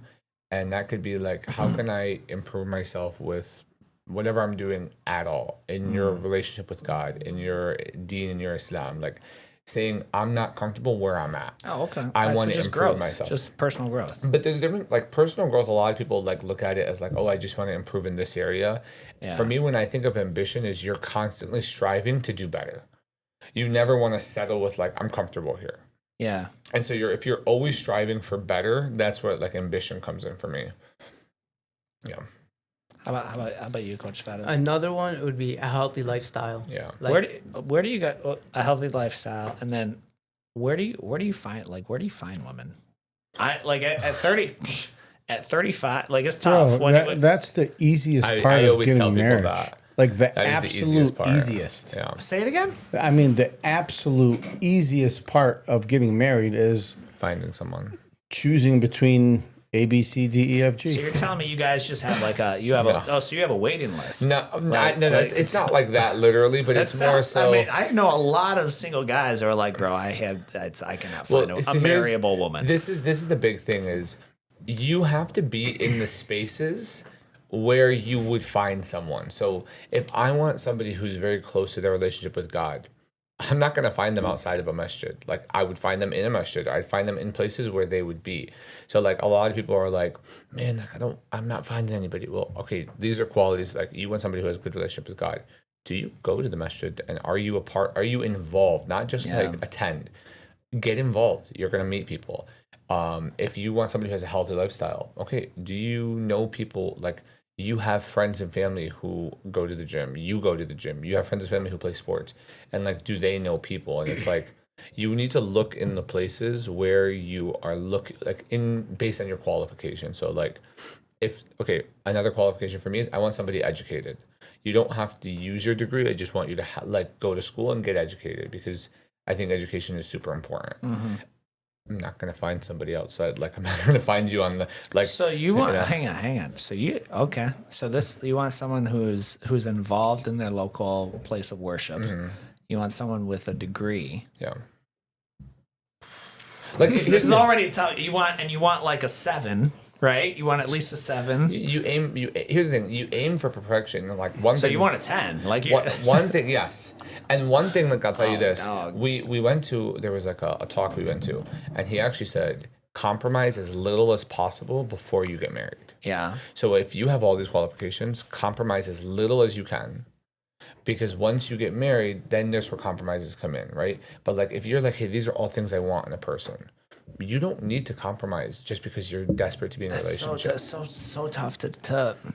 I mean, I what I like about early marriage is you grow and develop together, right? Yeah. So things change, though. I mean, But that's once you're married, that's different. But like, if you're picking a partner, don't find somebody who's like, you're not what I want, but like you have the potential to be because you're taking a risk. You could say, this is the person. I wouldn't do it on potential, right? No. Like, I agree. Yeah, I agree. You don't want to be like, she just joined a gym, and you're like, well, she could potentially lose 40 pounds in the next 12 months. Like yeah, you did. That's, come back in 12 months. She lost. Like that's. I think there's a point there, but you guys are actively searching for marriage, right? Like, so do you have any takers right now? So the way we do things is like we are not like hunting for people. It's like if somebody comes along. I feel like Muhammad's hunting for you, bro. Like every time I talk to 100%. him, like he's still wondering, like, well, like why isn't this for him? why isn't this dude like? Our parents will always be like looking for us. Yeah, they're always gonna find somebody. So the day, let's say, I go up to them and say, "Hey, Mama, Baba, like, I'm ready. If you know anybody, let me know." They can say, "Hey, we actually do know somebody." But like for me, and like I like Coach Fry speak for himself, but like if somebody comes along and I meet them and I'm like, hey, this is the right person, I'm going to take it. I'm going to take that opportunity. I'm going to go and I'm going to follow that avenue to how I can. But I'm not like every girl I see, like, oh my God, like, is she going to be the person? Like, okay, let me go to this girl. Then you're doing too much. Because if that's all that's on your mind, like, you have to kind of let things go naturally. And then about you. That's a good answer. I would say, yeah, like, I wouldn't say I'm actively looking right now, but like Coach Jibril said, if there was a girl that I thought was pretty, I was interested in her, then I would pursue that. But like I think for us, a lot of times is you don't go directly to the girl. Yeah, that's a whole hurdle. You go through that's your a mom whole or your different sisters. hurdle y'all have. I know. Can you elaborate? Because I know what you're talking about. So like for example, when my sorry, use your example. Yeah, sure. When my sister was getting engaged, it wasn't like her husband came up and just said, "Hey, I want to get married to you." Yeah. His mom called my mom, and then that's how the conversation started. That and is then so strange. then the two dads had spoken. That's how the conversation started. I get it. Like I'm just thinking of, we glamorize story, like The Notebook is like arguably one of the greatest, most romantic movies, period. And it's pretty much has The Notebook? The Notebook. And Never heard of it. I've heard it. Why am I not surprised? I've just never watched it. Like, Same. yeah, I mean, it's an old Ryan Gosling isn't flick. the main character, doesn't she cheat on the guy? Yeah, it's like the whole, like, there's a lot of romantic, you know, like the whole Titanic is based off of this woman throws $100 million gem away because of a homeless dude she slept with on a boat one time. Like, it's like, if you break it down, you're like, oh yeah, that's not romantic at all. But the Notebook is, it glamorizes almost like, well, love, we're not going to let anyone get in the way of love. And they go against her father's wishes. And that's called American culture. So I know what you're about to say. That's dangerous, and that's poison. Yeah. I mean, in our culture and our religion, I can't force him to marry person A or person B. It's his choice. Yeah. And the same with my own daughter. I cannot force him. I would love to say, hey, let me do a little filtering for you, but you have to make that own decision, for them. But, take a look at Emily and Felipe. I've never met Felipe. Emily, she did the seminar. Yeah. Felipe, if he's watching, he better be watching and supporting the podcast. Felipe's a great guy. I love him. He is so funny. He's he's smiling every time you see him. Yeah. Anyway, they're both young. They're both very, very young. Sure. They're both pursuing like jiu-jitsu. I think she went to college. Up a gym. And they happen to open up a gym. But like, you think about it, as adults, how do we look at them if we just know they're both in their early 20s, right? Yeah. They're my age. They're both in their early 20s and they're married and they're starting their life together. And that is just like, there's so much protection. I'm for it. Yeah. And, there's so much distractions that they eliminated because they have each other, they have their career, whatever it might be, and they're young. Yeah. Like, what is wrong with that versus staying single, going out with the guys or going out with the girls? It's like, it's such a waste of time and a distraction. It can easily suck you in to do some things that are probably... And, like, culturally, like, if there is somebody who my parents tell me, I do not like this person for you, I do not want him to marry her, I'm not, like, it's just not going to go through. Like, if my parents sat me down, I've told them this, like, before, like, if I bring them somebody and they go, no, you're not allowed to marry her, like, that's it, it's end of story. Like, we can talk about it, but I'm not going to do something behind their back or, like, say, I don't really care about what you think, I'm going to do on my own. That's because you're marrying into the family. Because families, you know what I mean? When you marry somebody, you don't just marry each other, you're marrying your families. And that's why for us, the families actually get to be involved in, that's why the moms call each other first. And they do the steps, and then the dads communicate. And then we go visit the family. Like the guy will go to the girl's family and say, "Hey, we want to get to know you guys." What's the divorce rate in the Muslim community? I'm not sure. For us, it's I gotta look way higher than it's way higher than it should be. Way higher. In the Muslim community? No, I'm not sure what the numbers are. I don't want to make it like anything based on like what the numbers, but like I will say like It's a travesty every time we hear anybody got married, Muslim or non-Muslim. divorcing. It's But at divorce. 30% in North America. That checks out.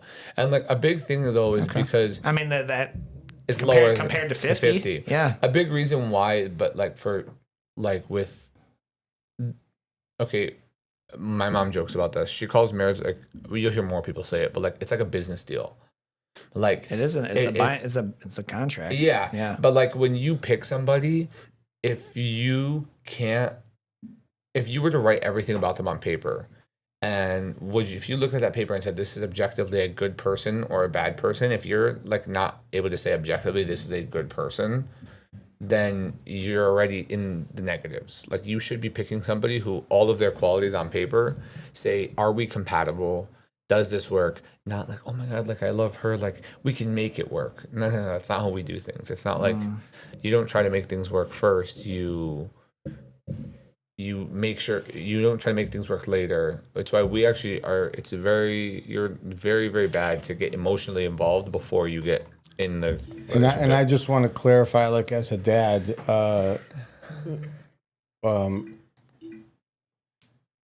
when the kids get married, they're old enough, smart enough, mature enough to have a moral compass to understand if they want to get married, it's based on the rules of life, law, culture, and religion all combined that they're making this choice. It's not because I saw someone, oh my God, she's like beautiful, and I want to marry her. She's the best looking girl I've seen.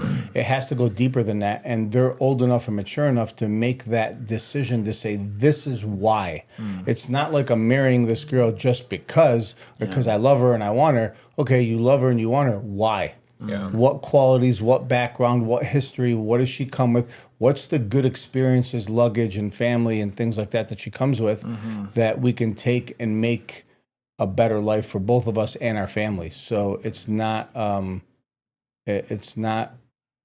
decision isn't ultimately made by me. Yeah. Yeah. His decision to get married ultimately is not done. It's made by him. I wanted to clarify that. Yeah. No, and I think it's, listen, I agree with a lot of that. And So I have a question. it's just for very you. culturally, like, compared to like how here's, and this is a gross overgeneralization, right? But like, the first checklist for a lot of them was, oh, are we sexually compatible? Like that is so, or you hear the cliche of, well, you won't test drive a car, or you won't buy a car if you don't test drive it. Like, there we go. So let's compare your future wife to a used car. Yeah, By the way, and let's put it on the used car lot and let's demo it, There and you let's go. let 50 people come and test drive the car. Yeah. And then finally someone rides the car like, I love this car, but it's been test driven by 50 different people. Yeah. Like, This is why you don't compare it. that's horrible. Yeah. That's why. So I have a question for you. So I know while we're talking about a lot of this, you say you agree with a lot of it. So what is your plan for like your kids? Are you going to have them Arranged marriage. I've already got her husband picked up. I'm just Right here. Are you planning on like having them do the traditional route your kids? we have a very similar. When I say personally, my household has a very similar. Amanda and I courted. Our very first. I didn't have a checklist. I do now. Like, we joke about, like, if I were to get remarried, I very much have a checklist. Yeah. And I would give it to her the first day. Like, all right, here's how much you can expect me to work. Here's what you can expect me to. Here's what I'm expecting you to do at the house. And I'm kind of undateable anyway. Like at this more point, so for your kids though. yeah, at this point, if my mother-in-law lives with us, she would continue to live with us if Amanda died. I'm you know, You're I'm kind of undateable, and I'm cool with it, right? And I'm also, I would almost like submit it like, hey, here's a PDF. Like if you're down, like then we can catch coffee, right? Because I'm at the point where I don't want to waste my time. Like I have no interest in buying some chick coffee or dinner just to find out it didn't work out and I blew $100. Like no, I'm good. Like we can figure this out right. I probably wouldn't want to know again at 35 now. Like Amanda and I we stayed pure till marriage, so we were both virgins. That's probably out the window at 35, and you've got the dating pool, you've got maybe someone else's kids in the picture. Like, so, best case scenario, Amanda and I die in a plane crash together and I don't have to worry about it, but like, but for Scarlett, I would, we haven't really had the conversation with her yet because she's 9. Yeah. But what I would say in a few years, I mean, we talk about when you get a husband, when you get, and we talk about daddy's got to go to work. Like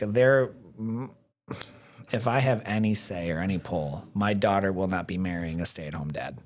Period. But so you will, if you are able to try to like. Are you going to have her like? Because you said you and Amanda like courted each other. Like, yeah.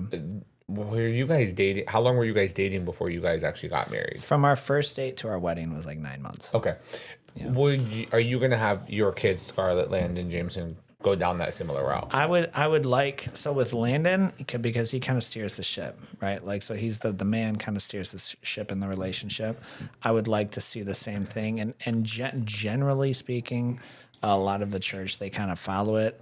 But I would also I've got questions about, I shared that reel, that Indian reel. He's like, that Indian comedian, I don't know his name, but he's like, I don't know if you know anything about Indians, but Indian women, they don't really mess with aspirational guys.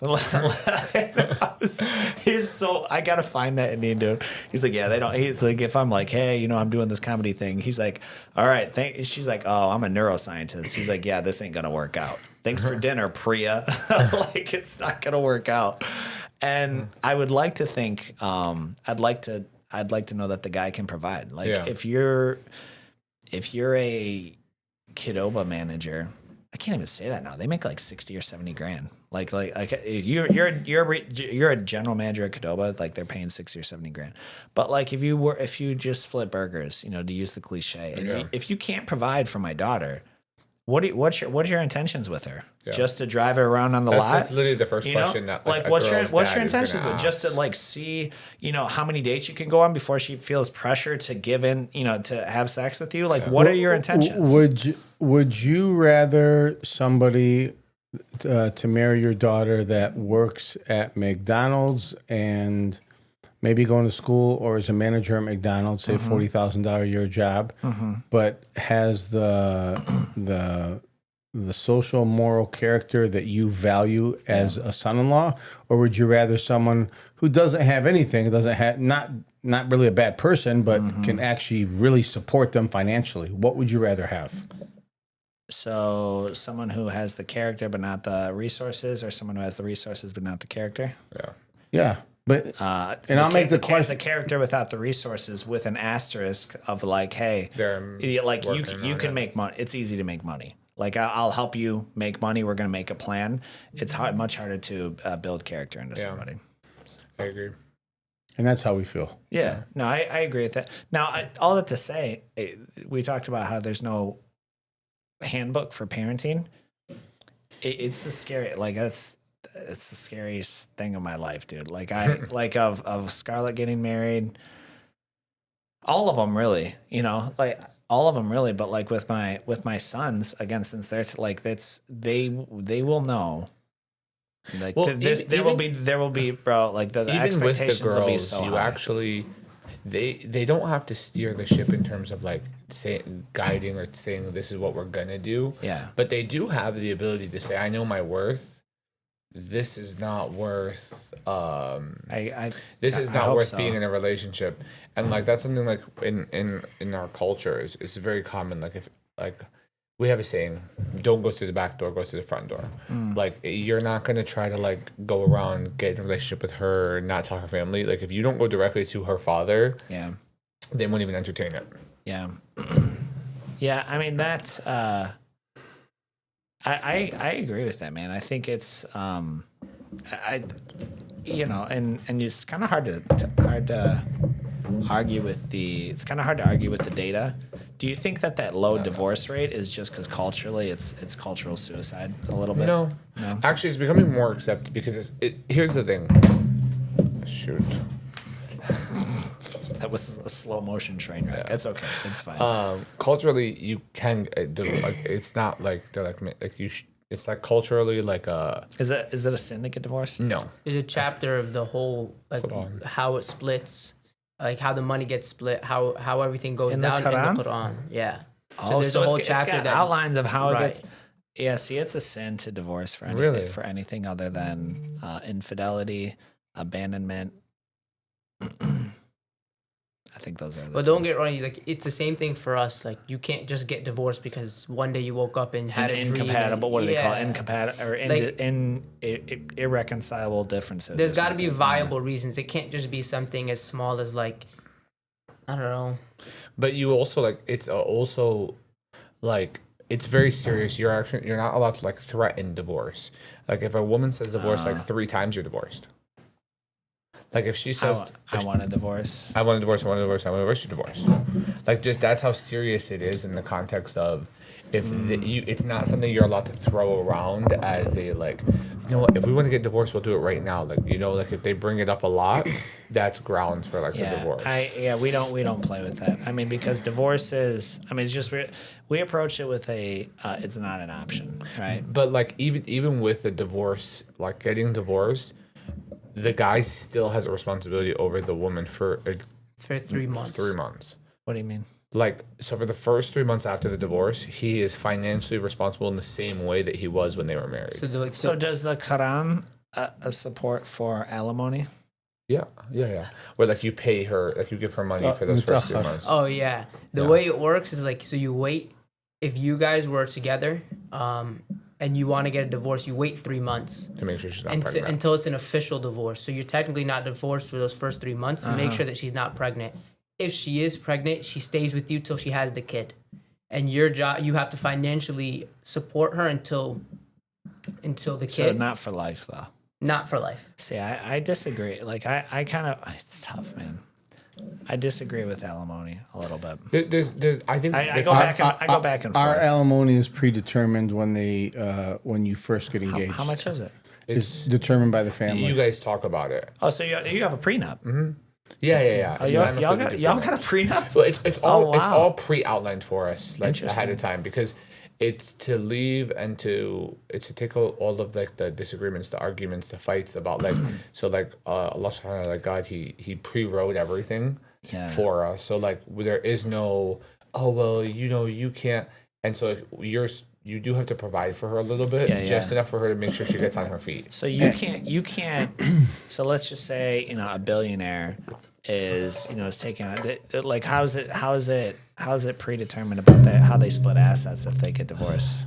Like The worst. I know You're the worst. like here, I'll say this in the context of when you get married to a girl, we have a responsibility to actually, you have to give her, unless she forfeits this right, but if she doesn't, you have a responsibility to give her the same level of like life that her father was providing for her. Okay. So if her father was so if she was living a luxurious lifestyle, you're not supposed to marry her unless she either A, says I'm forfeiting the right of like, I know you're not making as much money as my dad, I can't have that same lifestyle, I'm okay with that, or you have to just provide.